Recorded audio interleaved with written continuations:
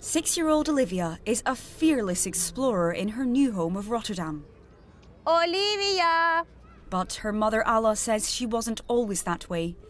While fleeing Russian attacks in southern Ukraine in March, both of them were paralysed with fear. We don't know what we must do. It was first in our life, and we don't know what people must do in this situation. It were scared. Alla's husband Ruslan had to stay behind in Ukraine to remain ready to fight.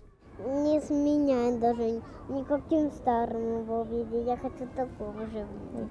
Oh, I want to see my father, she told me.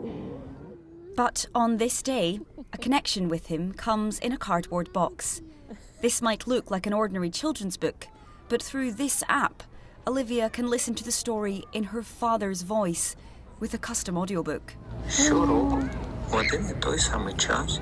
It might be the only way she hears from him for days, due to the war and blackouts in Ukraine.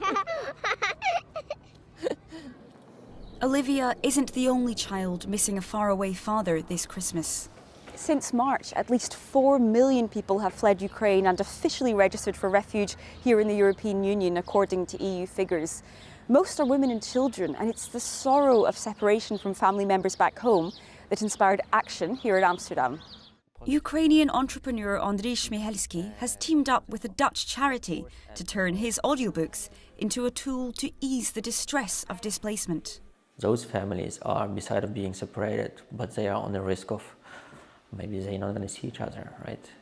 And I think for us, it's also one of the moments is to preserve this memory, actually. Preserve the father's voice, preserve the grandma. More than 1,000 book packages have been delivered to refugee families in the Netherlands, with thousands more across Europe on the waiting list. The stories are written by Ukrainian authors, with themes chosen to help kids cope with the trauma of war.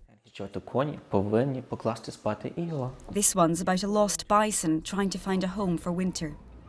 Alla says it's helped Olivia settle in, but her heart is elsewhere. I hope we will back to home, to Ukraine. It's my big dream. A welcome reminder of home as they navigate this unchosen chapter in their lives. Rosie Burchard for CBC News, Rotterdam.